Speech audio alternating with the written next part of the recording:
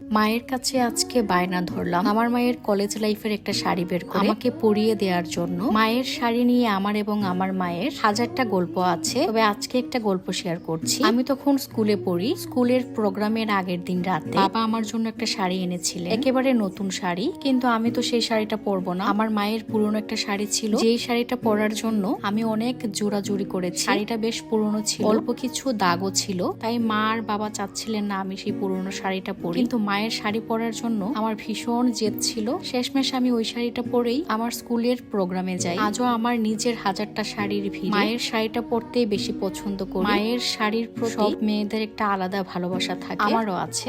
ওরিক্সকে ধন্যবাদ আমার মায়ের শাড়িটা এত যত্ন করে রাখার জন্য। এ মা দিবসে আপনিও আপনার মায়ের শাড়ি নিয়ে আপনার গল্পটা লিখে ফেলুন আর শেয়ার করুন ওরিক্সের সাথে। আপনার গল্পটা অনলাইনে ফিচার করবে ওরিক্স। সবগুলো গল্প থেকে সেরা 3টি গল্প নিয়ে নির্মিত হবে 3টি ভিডিও কন্টেন্ট, আর পরবর্তী 20 জন বিজয়ী পাবেন আকর্ষণীয় পুরস্কার।